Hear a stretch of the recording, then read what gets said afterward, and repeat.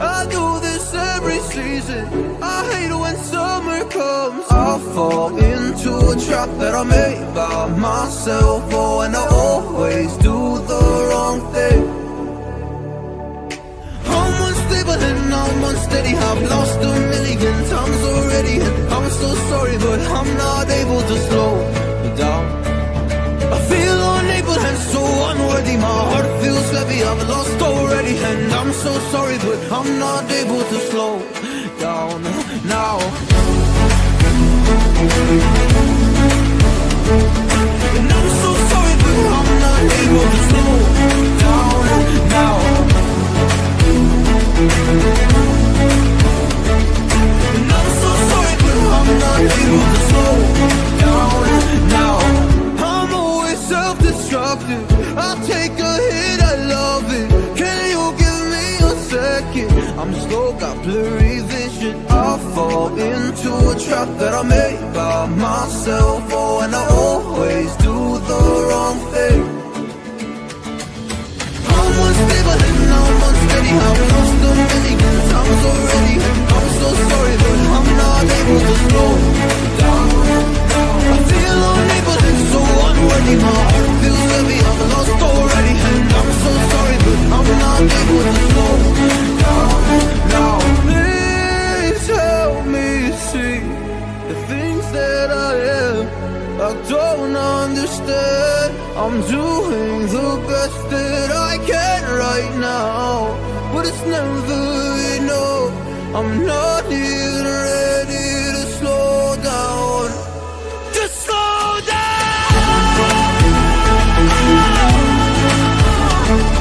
And I'm so sorry, but I'm not able to slow down now. And I'm so sorry, but I'm not able to slow down now. Birds flying high, you know how I feel. Sun in the sky, you know how I feel. Breeze drifting on by, you know how I feel. It's a new dawn, it's a new day, it's a new life. Wait, you're lying to us, and I can't own a house. I can barely have a job. Forced into the gig economy, I get to deliver burritos. What is going on, Hive? Great to see you all. I hope you've all had a great day. You're looking forward to tonight. I know I certainly am.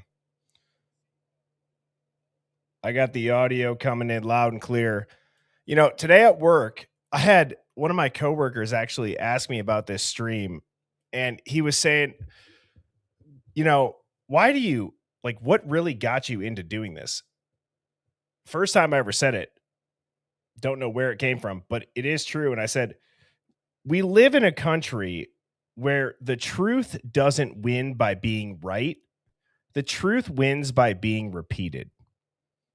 And I kind of like snapped out of it. And I'm like, what did I just say? Because that is so true. It's so true. It's so true to this case. It's so true to so many headlines. In America, the truth doesn't win by being true or being right. In America, the truth wins by being repeated the most often. And if that isn't the most clown world shit you've ever heard, I don't know how else to say it. We sit here and we beg the media to just stabilize our lives. Please, for once, can you not scare the shit out of us? Can you not have us feel chaotic in our conversations with our friends and family? Please stop driving the wedge between everybody that we love and know, because you on the media are trying to divide us for your government and corporate overlords, your big pharma sponsors. See, that's the truth, ladies and gentlemen. However, Lucky for us, we see through it. We can call it out exactly how it is, and it is what it is.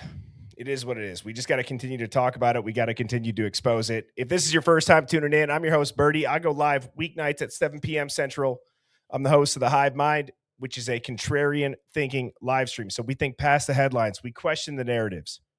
We don't get easily rattled or easily offended on behalf of other people. So if that sounds like you found your people, you're amongst friends. However, if you are a fluoridated, mouth-breathing NPC zombie who just parrots whatever your favorite talking head says on the nightly news, you're probably going to hate me. You probably are, because that's everything that we're against. We're against big media and big narratives, big three-letter agencies. We don't need people telling us what we can see, what we can hear, what we can think, what questions we can ask. No, we don't need any of that bullshit. We've lived how many generations with that, and it's gotten us so far. Is anybody happy with where we're at? Does anybody want to continue this path? And that's okay if you do. I'm not saying anything against that, but I would guess that the overwhelming majority of people are sick and tired of having the television tell you a vision on how to live your life. Okay. I'm certainly sick of it. We can handle it. We're all adults here. Now, this evening's stream, the topic that I have, we're going to be talking about Brian Koberger. Something that I've noticed as I scroll on social media, as I read through my comments, as I look at other creators, and whether they're on the guilter side or they're the, pro burgers. One of the things that is a common denominator is that if it's not Brian, then who is it? It's a good question. Because once you ask that question, the floodgates open, which is pretty interesting. If it's not Brian, who is it? Anybody else's DNA? The complete takeover of a narrative for a knife sheath with no murder weapon? Anybody else really a suspect that gets to continue to live their life for 6-7 weeks to the point where the victim's families say it's going cold, and then have your house swatted at 3 a.m? How is there nobody even close to that level except for Brian Koberger? And I think that Sherry Burr just hit the nail on the head. Or I'm sorry, Sherry Burr, that's a great comment as well. We know it's not Brian, but Hangman's joke said it's unknown, pretty much. That's my type of humor. But anyways, I'm going to say what's up to everybody. I hope you all, again, you're having a great night. Thank you for choosing to spend your evening here in the Hive. I look forward to this every evening. Coco Cash, what's going on? Liz, Allison, Okie Dokie, Lisa, Caleb, Trisha, Crime Spy, Tara Knows, Crow and Rainbow, Living Dead Girl. Shout out to my mod, Luna, Carrie, Caleb, Heidi, Philly Special, Mel's Bells, Grammy Tammy. Great to see you. I hope you're doing well. Her name's Rio, Germilla. Jenna Bomb says, I have a special alarm set for your lives. Yes, I do. Well, I appreciate that. Thank you so much, Jenna. I have an alarm set for my lives as well when it comes to start your intro, because sometimes I get so distracted getting the slides in perfect order as I prep. I need that alarm. Chill Vibes 420, how are you doing?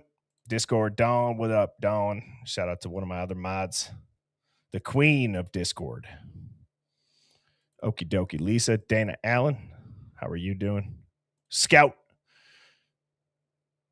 Nicolay, Vic, Beauty Way, Nina, Think Twice. What's up, Chantel? How are you doing? Tarnished Pearl, Rachel, who lives near the ice wall, one of my favorite usernames. Chickadee, Kel Wiley 1253. How are you? MISSISSI PPI woman 5363. What up? What up? Secret Soul Survivor. Always great to see you. Beth. Another one of my favorite usernames. UK Cheese Farmers Side Piece. Unbelievable username. Philly Eagles Decor. Oh. Oh man. Do you have any association with Drew Bledsoe, Dylan Mort, Showalter, or what other aliases has he gone by after last night? The call-ins. Unbelievable. If you haven't watched that, go watch the quick cut. I had the Hive Mind call-in last night. Judy, Lisa, UK Karen, Whitney.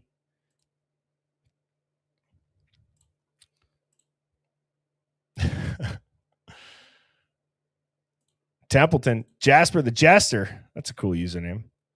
Michelle, Turkey Creek Gal, not Lamey Jamie. What up? What up? UFO Dog. Shout out to my other mod.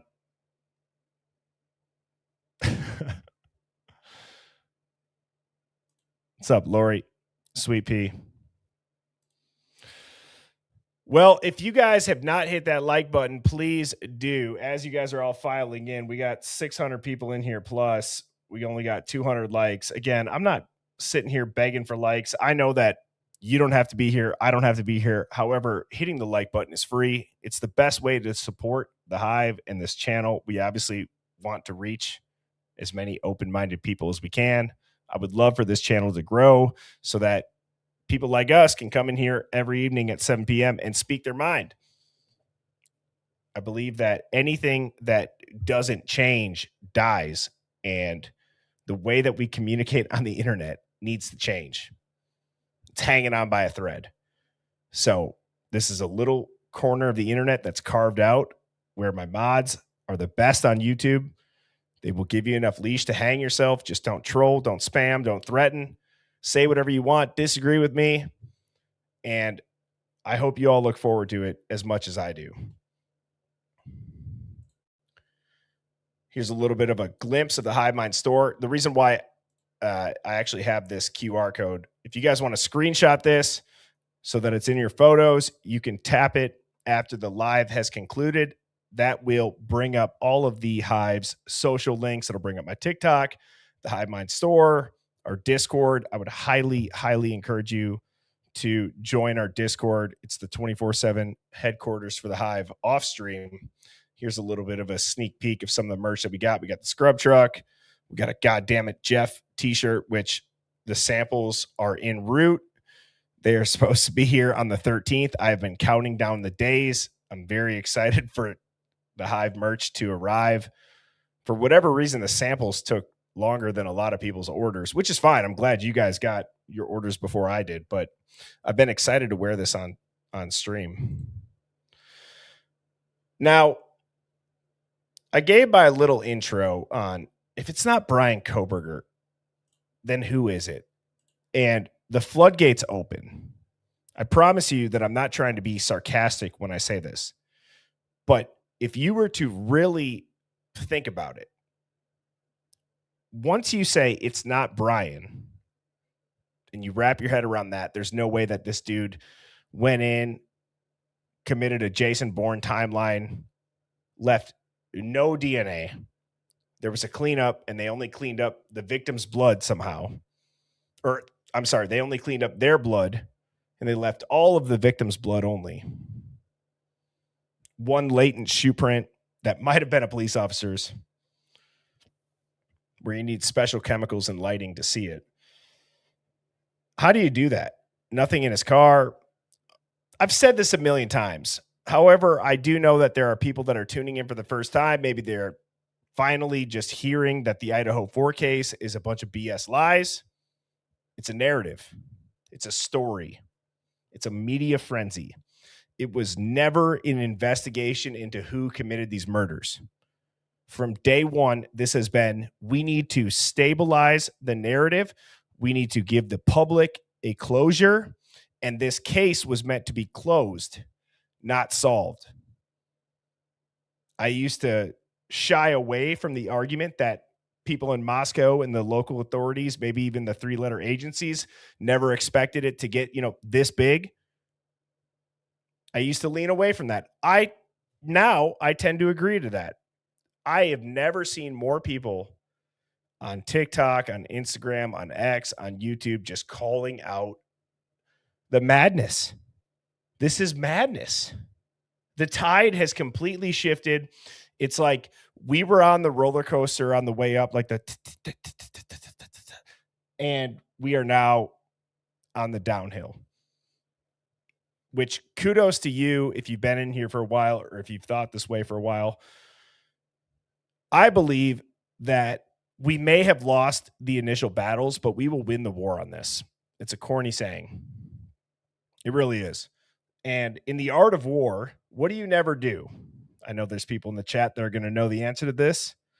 In the art of war, you never interrupt your enemy while they are in the process of destroying themselves, which is what the mainstream media is doing. The media is absolutely destroying any argument for Brian Koberger. Oh my God, the guy wore freaking snowmobiling gloves, winter gloves in November in Idaho. 4 life sentences.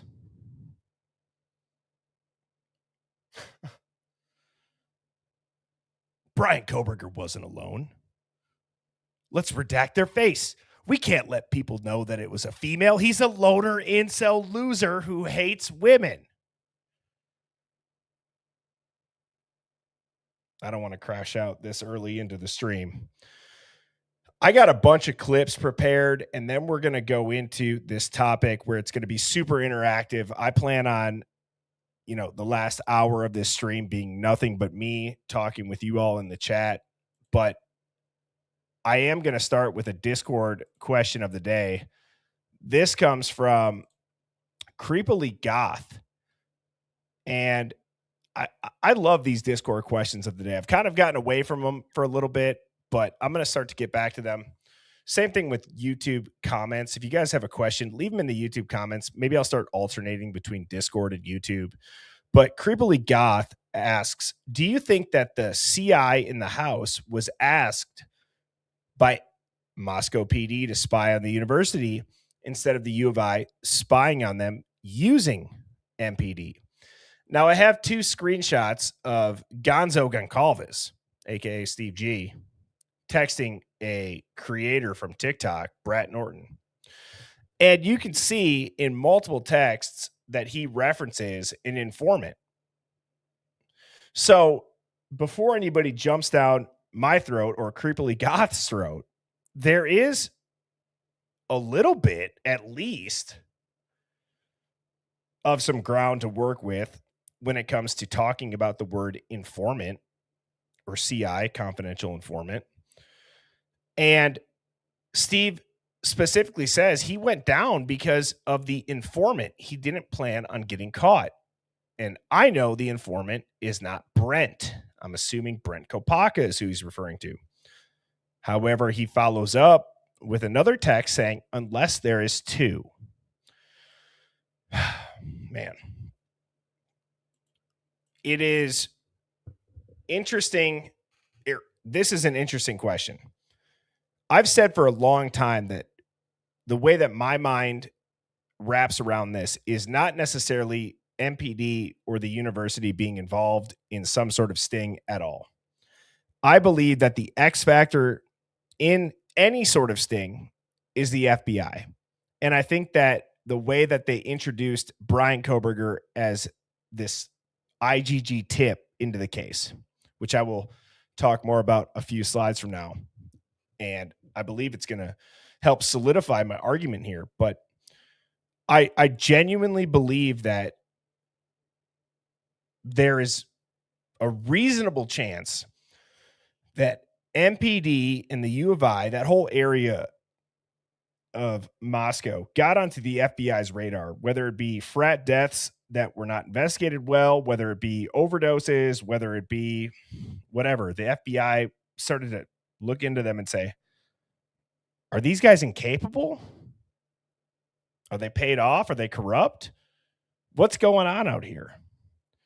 And I do wonder if the IgG of Brian Koberger was introduced as a tip to see, would MPD follow the lead cleanly, clearly, honestly to a dead end, or would they make it fit to Brian? Would they somehow have this story formed to Brian?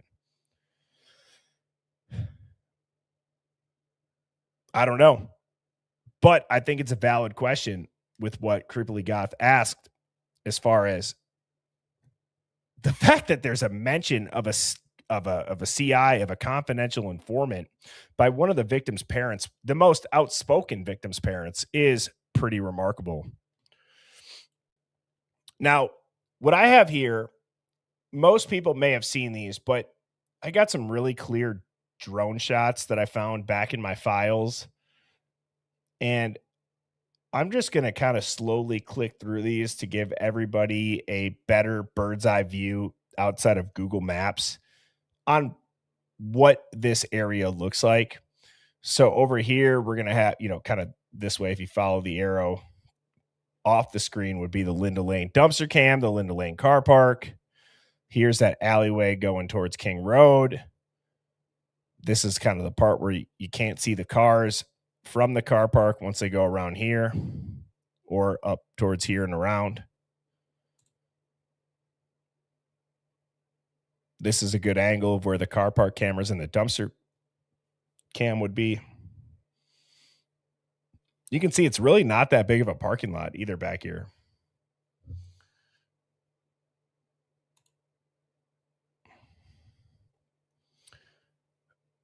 Also, anybody that's ever lived in dorm rooms, these look very similar to dorm room windows. I mean, if you have an air conditioning unit, you can't even close your window. You have to put cardboard or a piece of plywood above it, as you can see where my cursor is. So to not hear noise at night is just crazy. These are super thin windows. I'm guaranteeing it. I'm absolutely guaranteeing that these are very thin windows. Here's a true bird's eye view. So actually, the parking spot that's open is where you're going to see the car leave at 423, back up and leave and drive this way. And where this tree is overhanging on to the roof of this building, there's actually a path that you could drive and get up towards King Road, and then you could drive down here and leave. So this, where my cursor's going, if you guys can see that, this is a circle.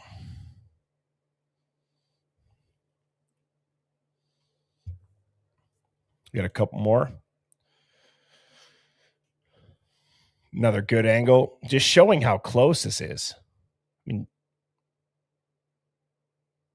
it's wild how close the Banfield is, Sigma Chi is. This is a very small and condensed area. Here's a labeled bird's eye view.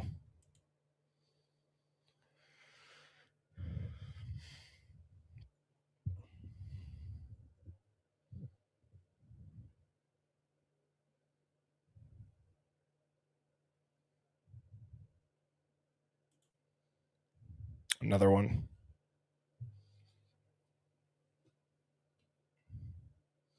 I would guess this from what people call the Shark Tank house to the back patio of 1122. Hive, how far do you think that is?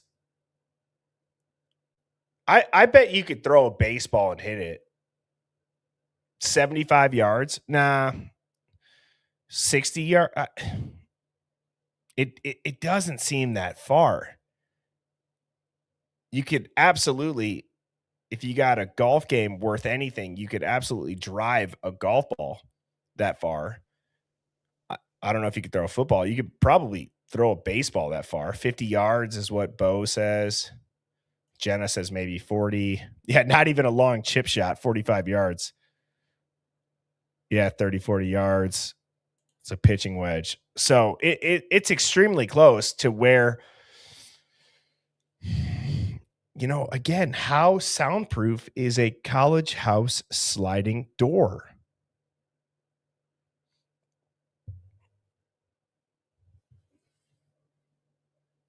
I don't think it's an absurd distance by any means. Now, if you were on the stream last night, you probably knew that the Top Dog Award has officially been retired. This is my second or third top dog that is broken. My wonderful mods have gotten me now a Hive Mind Goat Award. It's heavy. It's awesome. It's actually customized. I don't know if you guys can see that, if I can get it to focus. Hive Mind Top Goat Award. So that's what we're going to be using now. And I'm going to give a preliminary one to Christy's Chaos. The fact that Christy has this many old clips from the news, from press conferences, from their press releases, bravo. Seriously. Having these things downloaded and saved, I, for one, this is the case that solidified it. Whenever I see other shit happening now, whether it be Charlie Kirk or any other prominent headline, I download everything. I screen record it. Whether or not I end up ever using it on a stream, because they're going to scrub that shit so fast, Hive. They are going to scrub it so fast. And for Christy to have the wherewithal to save this, I know a lot of other people have saved this type of stuff, but she's been uploading these clips. So go give Christy or subscribe to Christy, give her a like, check it out. I think she's got 3 videos now in the last 48 hours of these old clips. And I took a couple screen grabs. I'm not going to show the whole video because obviously I want you guys to go over to her page, give her some love and watch them there. But I'm going to play a couple of these that I grabbed. And again, thank you to Christy for doing this. They also confirmed the victims were the only ones in the house when the bodies were found. 2 other roommates, though, were home at the time. Police say they were not hurt. They also believe there was no forced entry into the home. They gave more details about the scene just yesterday. We're not 100% sure if the door was unlocked, but there was no damage to anything, and the door was still open when we got there. Still remain. So I'm going to replay this because one of the things that I want people to listen to is neither of the 2 girls were in the house when the bodies were found. Again, I'm not trying to reach for straws. I'm just saying early reports tend to have a lot of the truth hidden within it. And if you don't think that people rewrite a narrative or rewrite a script or a story, understanding what has already been put out, I think you're sorely mistaken. But I do find it a little bit interesting if you listen to the first 10 seconds of this. They also confirmed the victims were the only ones in the house when the bodies were found. 2 other roommates, though, were home at the time. Police say they were not hurt. They also believe there was no forced entry into the home. They gave more details about the scene just yesterday. We're not 100% sure if the door was unlocked, but there was no damage to anything, and the door was still open when we got there. Still remain. Which, again, I hope you guys understand when I say I understand we're hanging on every word at this point. We really are. But to say the door was still open when we got there seems like an odd way to describe the 911 body cam footage when they showed up, in my opinion. Again, I'm acknowledging I could be hanging on every word way too much, but I don't know if I would say the door was still open when we got there. I would probably say there was a group of students waiting outside of the house for us when we arrived that pointed us to where the bodies were located. I don't know. I don't know. What do you guys think about that? Am I way off? And that's okay if I am. But it just seems like a weird way. Yeah. So, Cats or Bomb says the door was open when the cops got there. Technically, it was because Hunter and everybody, on Gunderson's body cam was standing around the door. Oh, Detective Mowry's in the house. Good to see you, brother. What do you guys think?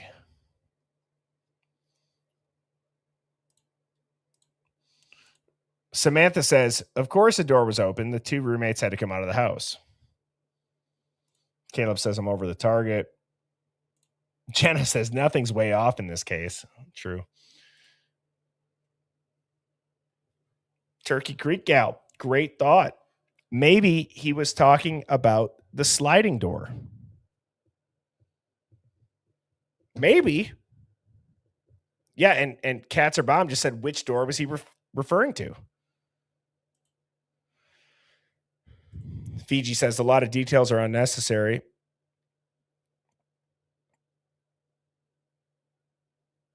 That's true. Okie dokie, Lisa. The guy walking the dog in the morning said that the door was open.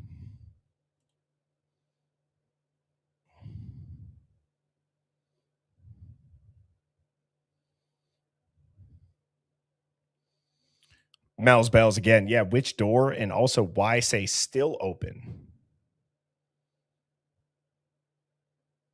I don't know. I think they're all reasonable questions. This one, okay, so I was texting my mods just to give a little bit of a teaser for what I have planned for the end of the month. It's been a long, long time since I've put out a theory. And now that we have all of these documents, right? If you followed me for a while, I've talked about, a ritual. I've talked about WITSEC. I've talked about maybe one of the perpetrators was dead inside the house. I've talked about it all, theorizing, hypothesizing. Now that we have a lot of these documents, I'm seeing the way that the news is reacting. I've listened to some other content creators. I'm doing a ton of research behind the scenes. So this is going to be a little bit of a teaser or a precursor to what I currently believe happened. And again, Chrissy's chaos just double goated the last 2 days. This is really interesting. I encourage everybody as I play this to listen to every word that is said. I'm not saying that everybody's going to agree with my theory, and that's okay. I'm not here to have everybody agree or disagree with me. I'm perfectly fine. I actually welcome people telling me why it wouldn't be able to happen. Okay. I want to be the best version of myself as a host, as a person, right? As a husband, as a son. I truly hold those goals near and dear to my heart. So when I say that, I mean it. I'm going to try to do my best. I'm going to put it out there. I'm going to bring as many receipts as I can. It'll be a longer stream. Again, it'll be towards the end of the month. I will make a note right now to try to get a date lined up for that stream. I'm just going to write down theory, date, and I'll try to get that scheduled.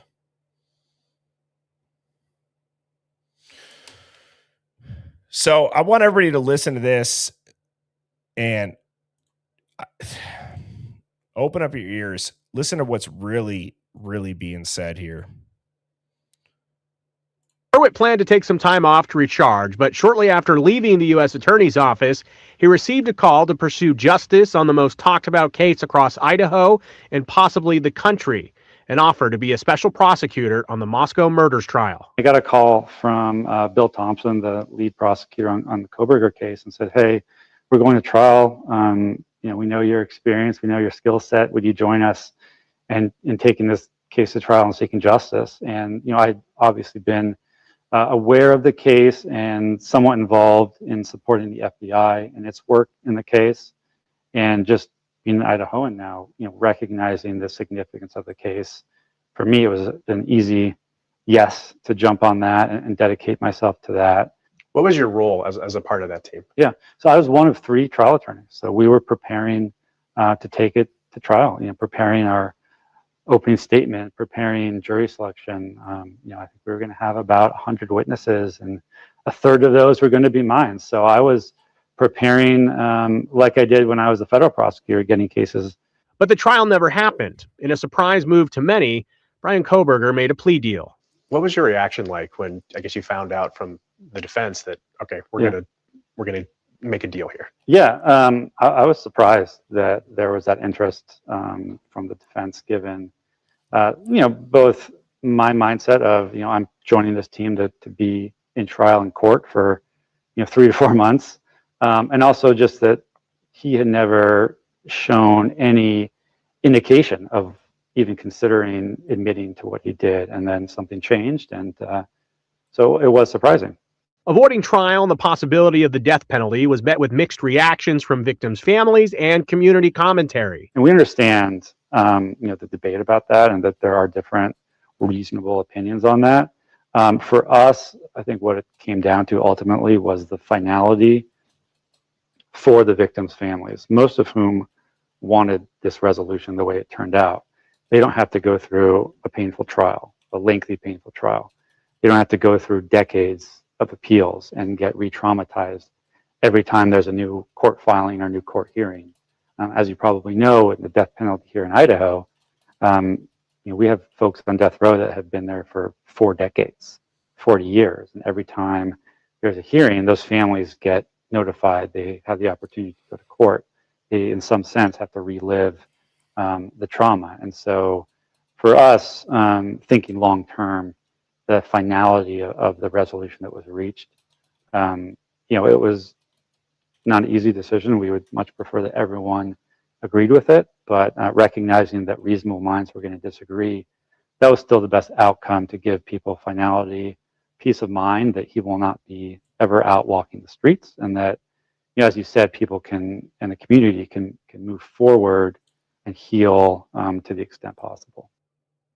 And another interesting perspective that Josh kind of filled me in on, I hadn't really thought about it, Brian, is the case itself, and it was held here again at the Ada County Courthouse. It has an impact on everybody from the prosecutors, the victims' families, of course, but you don't really think about, the administrators, the people that happen just to be around it in the offices that we would never know the names of and their involvement in. Right. And it weighs heavy on people, this type of the Moscow murders case. So it's just an added reminder of, I guess, the impact that this entire thing had, impacting real lives here in the Treasure Valley, something that I think was lost in, of course, in the international narrative that was, just about this terrible, terrible crime. Yeah. All right. Thank you very much, Joe. One of my favorite parts about that entire interview is I'm gonna kind of start at the end and work my way back towards the beginning. Is Irwin planned to take some time off. Sorry about that. Is right here towards the end, which we only really need the audio. This poor guy, this dude right here, he's really trying hard to deliver a story. This dude doesn't give a fuck. This dude's like, yeah, whatever. Thanks. Doesn't care at all. He doesn't care. To the point where this gentleman here probably went home and he's having dinner with his wife. And his wife's all excited, like, hey, hon, how'd your big story go? And he's probably like, let's call this guy Ron. Well, Ron was just a jackass. Had nothing to say. Just said, cool. Yep. Thanks. Thanks, bro. Didn't care at all. That's probably what this guy's dinner was like at home. And I'm not roasting him. It's just this dude doesn't give a damn. I'll play it again. The impact that this entire thing had, impacting real lives here in the Treasure Valley, something that I think was lost in, of course, in the international narrative that was, just about this terrible, terrible crime. Yeah. All right. Thank you very much, Joe. Look at this look that he gives the camera right here. Impacting real lives here in the Treasure Valley, something that I think was lost in, of course, in the international narrative that was, just about this terrible, terrible crime. Yeah. All right. Thank you very much, Joe. Oh my God, Joe. That's the. I thought you did great, Joe. For what it's worth, Birdie in the Hive thought you did great. He clearly didn't. But I want to go back and I want to listen to what Josh Hurwitz really says. I get why people say and believe this was going to go to trial. I'm confused on why so many people think that. I understand it's a high profile case. I actually, on Lana and Pav and Dago, the panel that I was on, I disagreed with Pav and I said, I actually didn't think it was going to go to trial. I'm like, look at Bill Thompson's 33-year history. He's gone to like 2. The guy got a murder conviction without a body. I didn't think it was going to go to trial. So it is interesting that people just want to forget about who the lead prosecutor is as if he's suddenly going to change. It's like you can't teach an old dog new tricks. Right? I mean, Bill Thompson is set in his ways. This is what he knows. So I want to re-listen to what Hurwitz says here and break it down. Again, not trying to hang on every word. I'm really not. But there's just some things that I'm like, damn, is that really how you felt? Or is there just this corporate Kool-Aid? If you work in corporate, I know everybody knows what I'm saying. I don't want to go off on a tangent. I really don't. So I'm going to try to make this quick. There's this corporate language that seems to happen when adults get paid an above average amount of money to pretend that you really don't care personally about anything you're saying. You're just trying to get the corporation and the people that work for the corporation to buy into it. Right? Every meeting, for whatever reason too, when did corporate become like militaristic where this is mission critical? Why are we talking like that in sales? This is mission critical. And why does it seem like a damn like hostage negotiation if we figure this out? But everybody knows the plan. Everybody knows what's going on. Everybody knows why the guy with the big title is saying what he's saying. And we all just seem to go along with it. Because if you don't, you're not a culture fit. It's stupid. It's actually stupid. And, you know, this is an exciting opportunity and very grateful. That's fine if you really are. But you can't use, again, the only way I know how to describe it is like the corporate Kool-Aid. You can't use that language if you really feel excited and grateful. I don't know. I hope that makes sense. That's what I feel like is coming from Josh Hurwitz. Like he's got a gun to his head. He's got to say this. Like, does this man really believe it? Or does he just feel like I got to say, I was so excited when Bill Thompson called me. Really? You were excited. You were preparing for trial. You were going to have a third of the witnesses. And then even you were surprised it went to plea deal. Give me a break. Give me a break, Josh. Possibly the country, an offer to be a special prosecutor on the Moscow murders trial. I got a call from Bill Thompson, the lead prosecutor on the Koberger case, and said, "Hey, we're going to trial. We know your experience, we know your skill set. Would you join us in taking this case to trial and seeking justice?" And I'd obviously been aware of the case and somewhat involved in supporting the FBI and interesting justice. And I'd obviously been aware of the case and somewhat involved in supporting the FBI and its work in the case. I'd obviously been aware of the case and somewhat involved in supporting the FBI and its work in the case. And just being an Idahoan now, recognizing the significance of the case, for me, it was an easy yes to jump on that and dedicate myself to that. What was your role? But he was already involved. He just said it himself. as a part of that team? Yeah. So I was one of 3 trial attorneys. So we were preparing to take it to trial, preparing our opening statement, preparing jury selection. I think we were going to have about 100 witnesses, and a third of those were going to be 100 witnesses.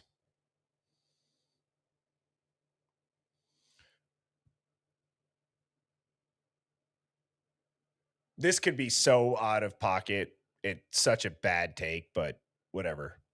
You guys are watching me think out loud live. It's what I signed up for. That's why I made this channel. 100 witnesses that you were going to call to this trial, and you were preparing to have a third of them. How many people out of 100 have talked? Wouldn't you think that a news organization, a docuseries film company would go after all of these people and put them on camera with their faces, with their names? They would want to tell their story of, yeah, I was getting ready to be a part of the trial. 100 witnesses?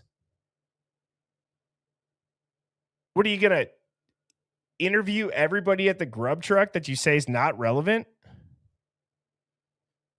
You know what I mean? Everybody at the corner club that doesn't seem to matter. Just know they got home at 1:56. I'm not trying to be an asshole when I say that. I can wrap my head around how court works with needing a lot of witnesses. My thing is, my whole point is that it doesn't translate to what we're watching. You guys know what I'm saying? It doesn't feel like, okay, you got 100 witnesses. 100 witnesses to what? Brian Koberger in class? Maybe.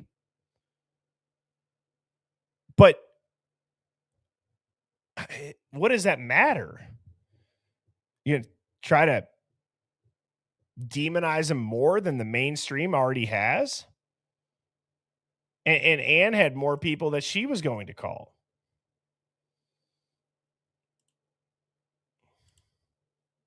mine. So I was preparing like I did when I was a federal prosecutor, getting cases. But the trial never happened. In a surprise move to many, Brian Koberger made a plea deal. What was your reaction like when, I guess, you found out from the defense that, okay, we're gonna make a deal here? Yeah, I was surprised that there was that interest from the. You found out from the defense that, okay, we're gonna make a deal here. Yeah, I was surprised that there was that interest from the defense, given both my mindset of I'm joining this team to be in trial in court for 3 to 4 months, and also just that he had never shown any indication of even considering admitting to what he did. And then when I talked about the corporate Kool-Aid talk, it's like Josh's soul is just screaming, let it out, Josh. Say what you want to without the fear of losing a paycheck. I was surprised that he took a plea deal because there was no indication, and there wasn't any indication of what, and then he just has to say the safe answer, which, again, I'm going to let the footage talk for itself. It's just like, that if there was a devil and an angel on each shoulder, the devil won that one. that he had never shown any indication of even of guilt. That's what you wanted to say. That he had never shown any indication of even considering admitting to what he did, and then something changed, and so it was surprising. Avoiding. Why would that reporter, although yes, Ron is what we're calling the other guy in the suit that probably ruined his night after that report, why would that reporter not say, what changed? Do you have any speculation, Josh? What do you think changed? Why do you think that out of nowhere, if even you are surprised, what would have made him switch his mind. He's showing no indication that he was going to admit to doing this. And they just either they cut it out if they did ask it. But that's the problem. That's the problem with the mainstream. People are soft. They really are. People are not comfortable hearing the truth. Because if Josh Hurwitz would have spoke his mind and actually said the truth, he would have said, I don't know why he pled guilty. We didn't have enough evidence on him.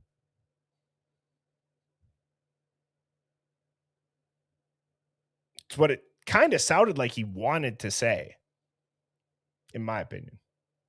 Trial and the possibility of the death penalty was met with mixed reactions from victims' families and community commentary. And we understand, the debate about that, and that there are different reasonable opinions on that. For us, I think what it came down to ultimately was the finality for the victim. I'm so sorry to keep stopping it. One, he says there's a reasonable opinion to be had about it. And two, he says what it came down to for us was the finality, which how many times have people like myself and you all in the chat have said they needed to have closure. They can solve it behind closed doors later. It's like he's admitting this. They needed the finality of having somebody behind closed doors. So listen to this next part. I'm going to sit on my hands. I won't stop it again. The debate about that, and that there are different reasonable opinions. Oh, son of a... I did not mean to do that. I'm sorry. Hurwitz planned to take some time off to reach. We have folks on death row that have been there for 4 decades. Through opinion, the finality, Community commentary. and we understand, the debate about that, and that there are different reasonable opinions on that. For us, I think what it came down to ultimately was the finality for the victims' families, most of whom wanted this resolution the way it turned out. They don't have to go through a painful trial, a lengthy, painful trial. They don't have to go through decades of appeals and get re-traumatized every time there's a new court filing or new court hearing. As you probably know, in the death penalty here in Idaho, we have folks on death row that have been there for 4 decades, 40 years. And every time there's a hearing, those families get notified. They have the opportunity to go to court. They, in some sense, have to relive the trauma. And so for us, thinking long term, the finality of the resolution that was reached, it was not an easy decision. We would much prefer that everyone agreed with it, but recognizing that reasonable minds were going to disagree, that was still the best outcome to give people finality, peace of mind that he will not be ever out walking the streets. He is literally saying that reasonable minds will disagree with this, but we thought long term, what's better? And the long term decision that they all decided on that was better is to convict a man that's innocent so that life can go on as normal. That's what I heard. I heard Josh Hurwitz just sit there with a straight face and tell this reporter that they decided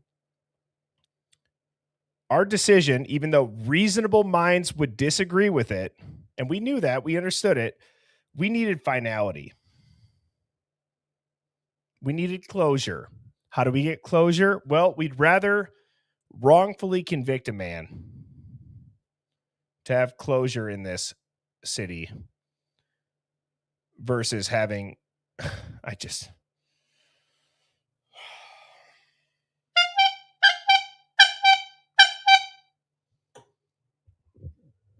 it's unbelievable.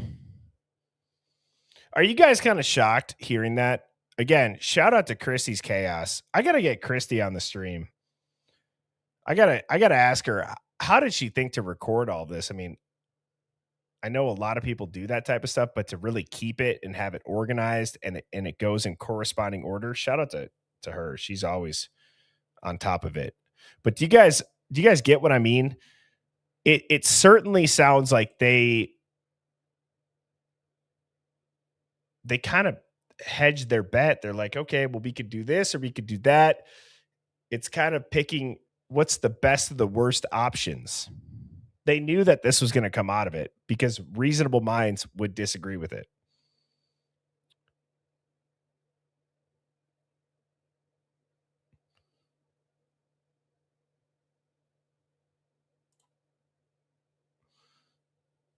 I had a couple people just say, play it again. I don't know if they're behind. I played it twice. Do you guys want me to play the whole thing again? Type of 1 if you do, type of 2 if you don't. I don't really care. I just want to make sure people wrap their head around this, because what I'm going to go into next, I guess 2 slides from now, if I remember correctly.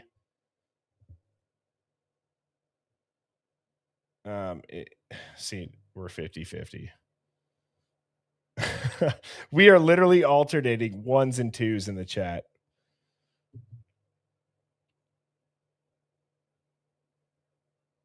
How about this? We'll compromise.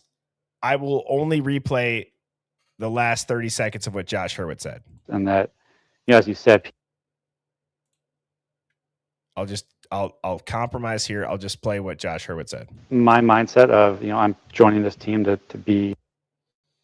Son of a bitch.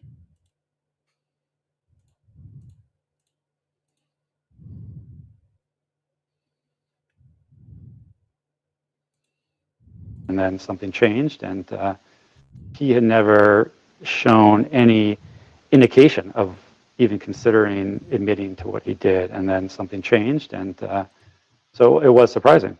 Avoiding trial and the possibility of the death penalty was met with mixed reactions from victims' families and community commentary. And we understand, you know, the debate about that, and that there are different reasonable opinions on that.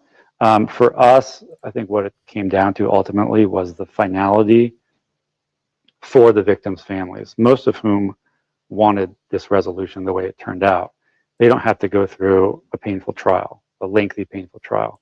They don't have to go through decades of appeals and get re-traumatized every time there's a new court filing or new court hearing. As you probably know, in the death penalty here in Idaho, you know, we have folks on death row that have been there for 4 decades, 40 years. And every time there's a hearing, those families get notified. They have the opportunity to go to court. They, in some sense, have to relive the trauma. And so for us, thinking long-term, the finality of the resolution that was reached, you know, it was not an easy decision. We would much prefer that everyone agreed with it, but recognizing that reasonable minds were going to disagree, that was still the best outcome to give people finality, peace of mind that he will not be ever out walking the streets, and that, you know, as you said, people can, and the community can move forward and heal to the extent possible. And another interesting perspective that Josh kind of filled me in on, I hadn't really thought about it, Brian, is the case itself, and it was held here again at the Ada County Courthouse. It has an impact on everybody from the prosecutors, the victims' families, of course, but you don't really think about, you know, the administrators, the people that happen just to be around it in the offices that we would never know the names of and their involvement in. Right. And it weighs heavy on people, this type of the Moscow murders case. So it's just an added reminder of, I guess, the impact that this entire thing had, impacting real lives here in the Treasure Valley, something that I think was lost in, of course, in the international narrative that was, you know, just about this terrible, terrible crime. Yeah. All right. Thank you very much, Joe.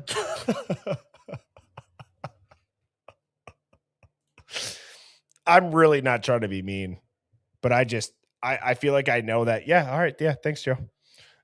I feel like I've heard that so many times, not necessarily saying it to me. I understand it. All right, moving on now.